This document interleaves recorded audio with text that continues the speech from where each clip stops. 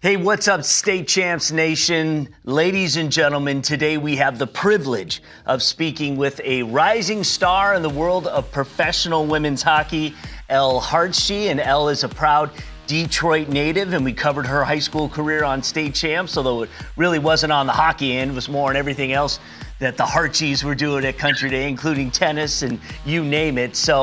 But Elle is making waves as the only player from the Motor City to be drafted into the Professional Women's Hockey League, also known as the PWHL, and that happened this past June. Now, suiting up for the New York Sirens, she's got a 3-year deal. Elle is not only making her mark on the ice, but also working tirelessly to represent her hometown on the national stage, and we love that. So the Sirens are set to take the ice at Little Caesars Arena this Sunday, March 16th at 7:30 p.m. Elle is embracing her role as Detroit's ambassador in the PWHL. From partnering with local brands to engaging with the community, she is determined to share and bring the spirit of Detroit to the league. And let's not forget her iconic moment at the draft where she sported the Detroit Lions jacket, which is pretty sweet. A true testament to her roots and to her city. Elle, it is so good to see you. How are you?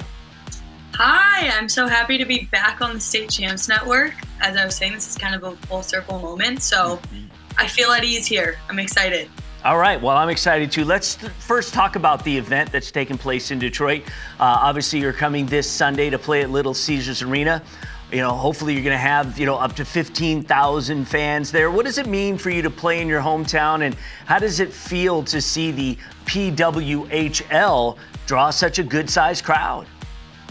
Yeah, I think growing up in Detroit, I know that the passion that the city has for hockey, and I'm glad that the league, the leadership in the league is noticing that. And this is the second year in a row that Detroit is getting a neutral site game, and I think that's indicative of how well the game did last year. And as we're looking to expand this league, Detroit is one of the major talking points of perhaps getting a team maybe next year, the year after, whenever they announce it. So I'm really excited that I get to go home and play in Detroit. I thought maybe I wouldn't have that opportunity after they had a neutral site game last year. So when they announced that not only were they getting a game this year, but also that was going to be like our home game, I was really ecstatic. So Detroit, obviously, as you know, and as anyone here knows, has a rich hockey history. How do you hope to contribute to growing the game here, say for especially young girls who probably look up to you now as kind of a hometown hero and representative? Yeah, I think it's really important to me to just make sure that I'm accessible whenever I'm home. Luckily, I get to spend my summers in Michigan training. And so I recognize that when I was younger, I would have loved to have that role model in the area that I could look up to and see, this is something that I can dream about and become. And so I recognize stepping into that space, I just want to make sure that I'm available to all the little girls to see that someone who came from where they came from is doing this. Yeah, absolutely. Well, let's talk a little bit about your journey and to where you are today. You were a standout multi-sport athlete at Detroit Country Day, as I referenced, excelling in tennis and soccer and obviously hockey. How did playing multiple sports kind of shape you as an athlete, and do you think it gave you an edge maybe perhaps in hockey? Yeah, for sure. I always credit the fact that I was able to play so many sports to my parents and how they encouraged me to just do what I loved and follow my passions. And I think that playing so many different sports helped me maintain my love for the game. And by the time that I chose to focus solely on hockey, I knew that that was really where my heart was at. It wasn't something where I thought I was giving up something else. I think that my ability to play so many sports for so long really just confirmed for me how much I loved hockey, and it sort of just was my passion and what I wanted to do. And I think that growing up and playing multiple sports, being around different team atmospheres and being in different roles on different teams is really important. Yeah. You were a nominee for the DAC Michigan High School Female Athlete of the Year, as all the Hartjes were, male or female, which is always amazing, and what an incredible accomplishment for the entire family, but also High School Athlete of the Year by the Jewish News. How did those kind of accolades and that kind of recognition maybe give you a boost in your confidence as you transitioned to college hockey at Yale?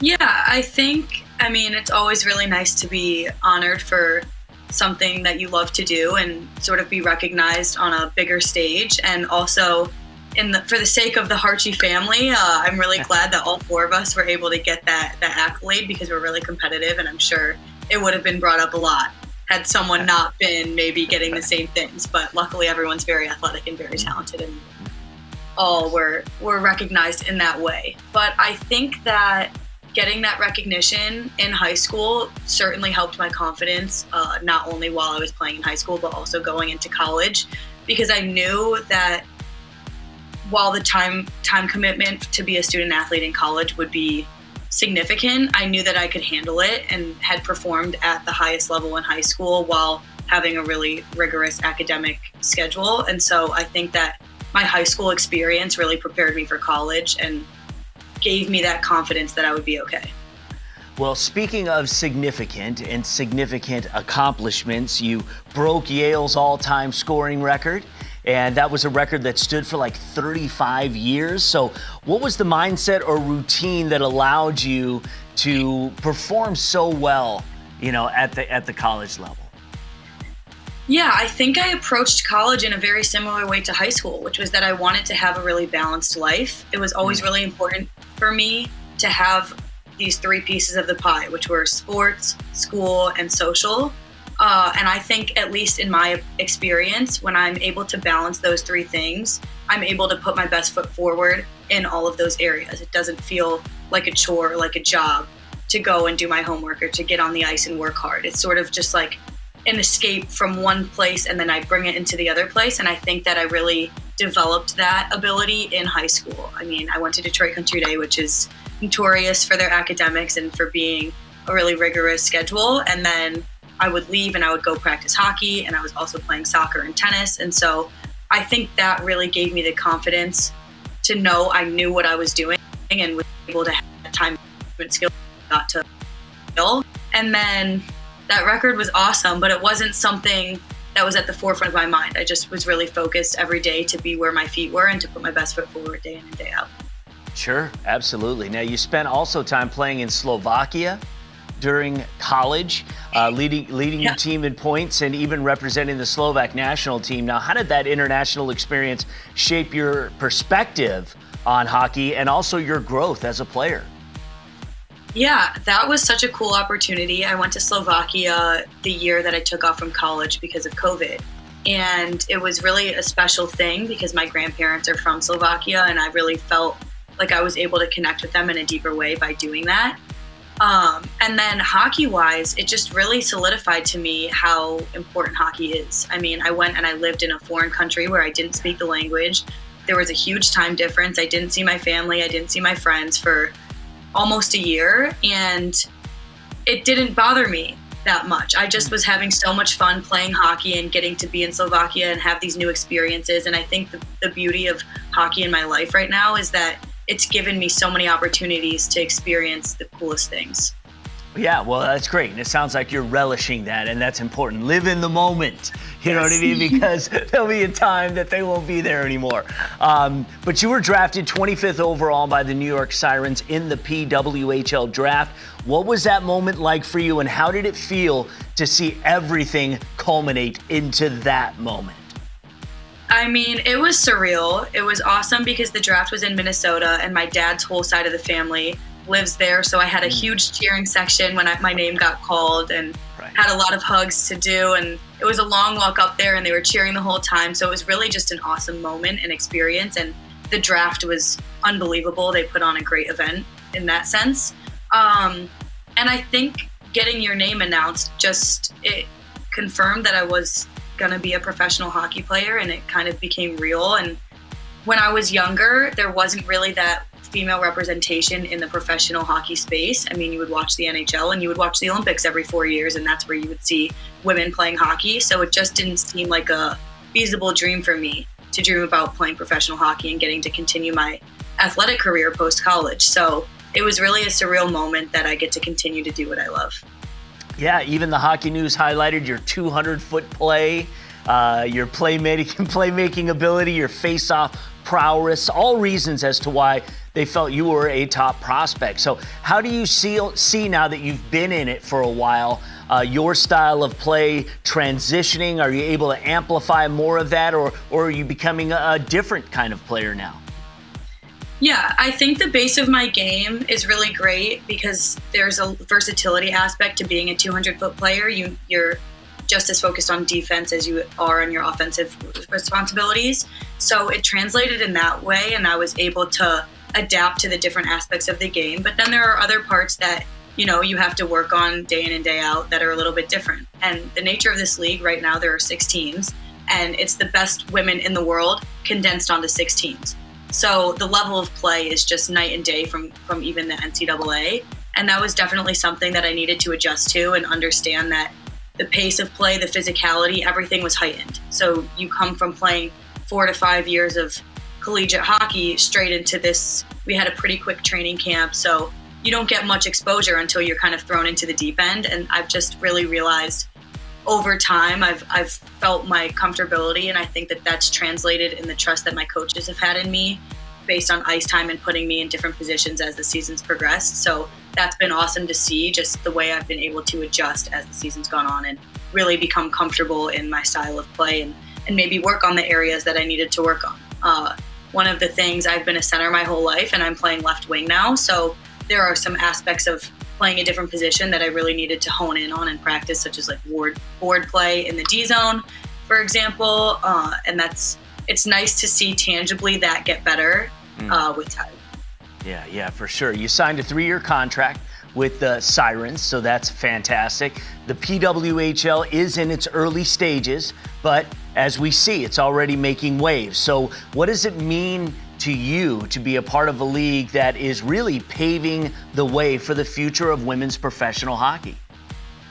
Yeah, I think that I get to be in spaces with such incredible and inspiring women, and it's still a little bit surreal that I'm one of those women to others now. And I think it's important to really embrace everything that this job entails. It's not just playing hockey right now, because the league's young. We want to push it out to new markets. We want to make it big. We want to make sure that we're getting the visibility that women's hockey hasn't gotten in the past. And it means a lot to be able to be involved in this league, and you can see the momentum taking off. We played in front of a sold-out crowd at Scotiabank Arena where the Toronto Maple Leafs play this year, and I think that moment was sort of a pinch-me moment where I couldn't believe where I was.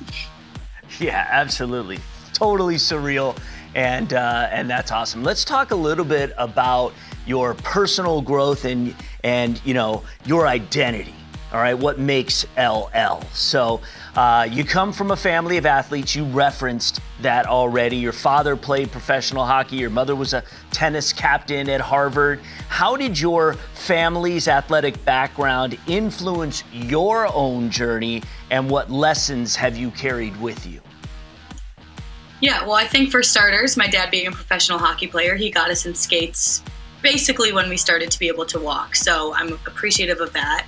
And then in my hockey journey, my dad has been instrumental in my process and my growth as a hockey player. He was my coach for a really long time. And then even when he wasn't officially my coach in college, he still was sort of my sounding board and my rock. He would watch every game. We would go through different scenarios, and he still was with me every step of the way.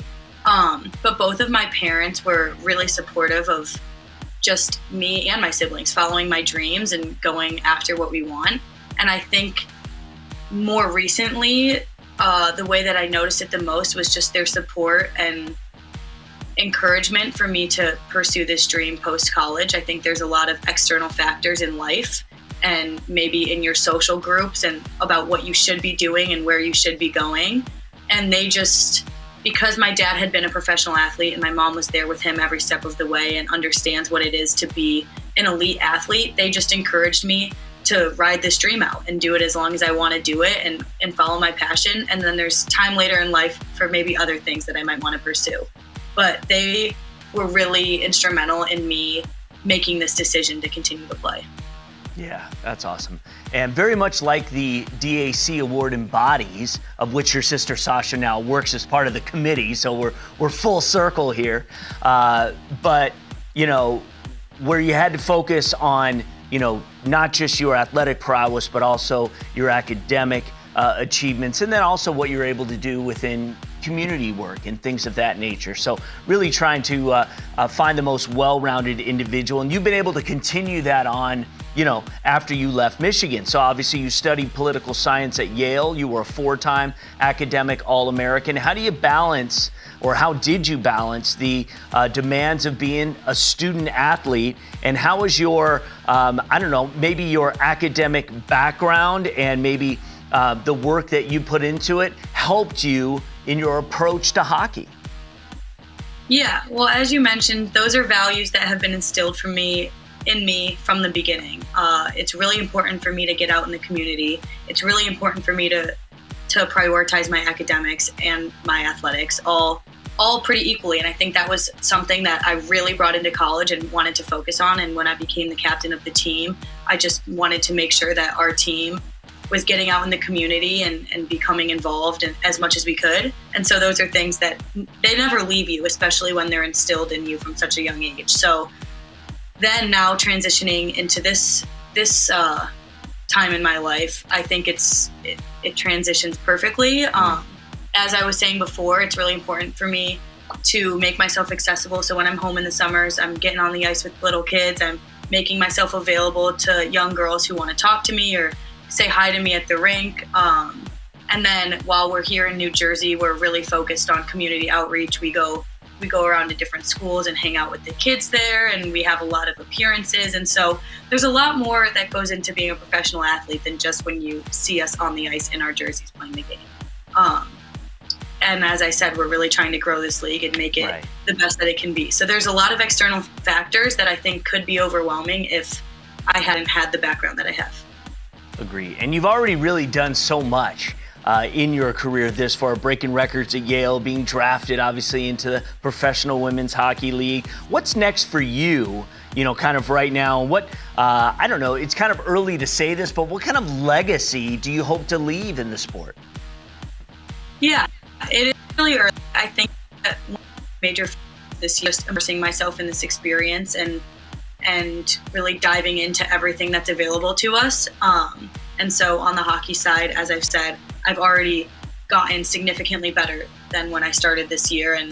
And on the external side, I'm really involved in everything the team, every appearance the team has, and anything that our PR needs of me, I want to be involved. But it is pretty early to touch on what I want my legacy to be when I leave. But I guess at this point, what I could say pretty confidently is I want to be a role model for little kids. I hope that they see me, and even if one person in the future is like, you know what, I saw Elle Hartje playing and that convinced me to continue my athletic journey, or that would be worth it to me. Yeah. So what advice do you give young girls who right now are thinking, I think professional women's hockey is where I would like to go?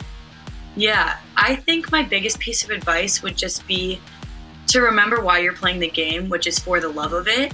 And I think that even in my career, which has been really successful, I've gotten away from that sometimes. And it sort of becomes, you know, there's a lot of pressure on you to perform from different people in your life. And even from my individual pressures, there's just, sometimes you can forget the real reason why you're doing this. And that's for the love of the game. Since I was in skates, I knew I loved to play hockey. And so I would say my biggest piece of advice is definitely keep that goal in mind, and that can be your motivating factor, but don't let it overtake why you're playing. Absolutely, that's good advice. Now, the PWHL is creating new opportunities for women in hockey. This thing is evolving as we speak. What changes or advancements do you hope to see in the league over the next couple of years? Yeah, well, right now they're in talks of expansion, so I think that will be great. Just getting it out to new markets and new audiences is going to be really important for growing the game. And then I think that this league being a livable league is really important because we've gotten now to a point where the best women in the world are playing in this league, and it's a viable option for post-college. And I think that's really the biggest thing is when I went into college and went into my decision of where to go to college, it was with the mindset that my athletic career was going to be done after senior year. So I think expanding into new markets, making it available to more women too, is going to be really important in getting the best talent in the league. Okay, I've got a couple more for you here, Right. so I appreciate it. We'll get a little personal. If you could go back and give your high school self one solid piece of advice, what would it be? I mean, I'm going to sound like a broken record here, but I think that it would be to just enjoy every day and remember why I'm playing hockey. Right. There are a lot of different paths that I could have taken, but my passion led me this way. And so when you're in the day-to-day and you're in it day in and day out and, things are tough, it's hard to remember that you love to be at the rink. And I think that that's the piece of advice I would give my high school self is to just remember to have fun. And you play better when you have fun. You're in a better mood, better mindset, and it's just the biggest piece of advice I would give to myself and to others. Do you get nervous still? I would say no. I was Okay. definitely nervous at the beginning of the year for the first couple games. I'd never played in front of that many people before, and so that was definitely like a jarring experience. But for the most part, no. I think the beauty of team sports is that you have so many people around you to sort of uplift, and if something doesn't go right for you in a shift, you have others. And I think actually one thing that I attribute to tennis is I used to get so nervous before tennis matches, and so nothing can ever really compare to that because you're all alone out there in tennis and you don't have your teammates to lean on. And so I think that experiencing those type of nerves has sort of helped me in this career. So if you weren't playing hockey, what do you think you'd be doing? Ooh, I mean, that's a tough question. I think that going through Yale, I was a political science major, as you mentioned, and law was really my passion, and my mom's a lawyer, and so I grew up around that, and I grew up idolizing her and just think she's the most amazing person in my life. So I had always thought that I would go to law school after college, and my brother's in law school at Stanford right now, so it's sort of a big part of our family, and I'm still not ruling it out. Maybe when my career is done, I could still go. Awesome. Yeah. Well, your mom is awesome. I love your mom. So she's great. And yeah, why not?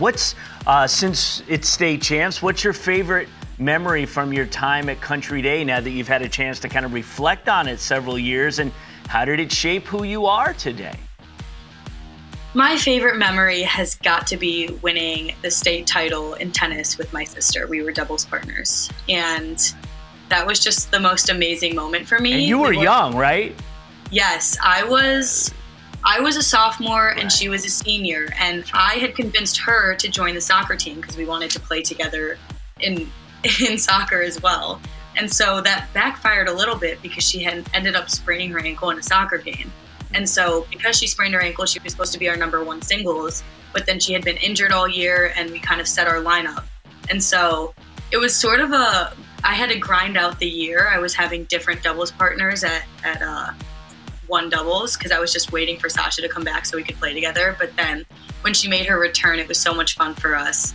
An experience that we didn't think we were going to get. And it was definitely fun to be out there with her. And then she still talks about it. We ended up winning the state title 6-1, 6-0. And you ask me why I remember that, but it's because it's still brought up because she wanted to go through states without dropping a game. And I just had the worst game ever in that state finals, like the first game of the match. And so she still doesn't let me live it down. But yeah, it was absolutely. Why would you? Okay.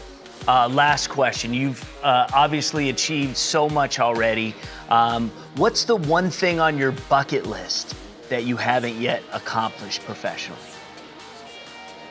I think this has been my dream from a little girl to represent the United States on the world stage. So that's something that is sort of in the back of my head and something that I'm striving towards every day and every summer. Like obviously I'm here to play for the Sirens and play in this league, and I want to do the best I can there. But then the ultimate dream is to one day be in the Olympics. And I've had opportunity to represent the United States at the U18 level and then again at the college level. And so now that I'm in this in the women's league, I want to take that next step, hopefully, and make the women's national team.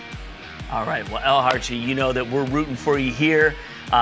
Good luck. I'm excited for the Detroit fans are going to get an opportunity to see you on Sunday at Little Caesars Arena. That game is at 7:30 p.m.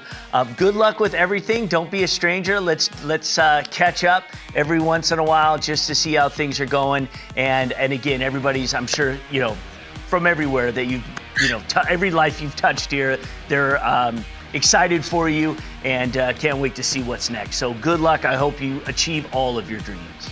Well, thank you so much for having me. This is always so much fun to chat with you, and I can't wait to come home and play at LCA.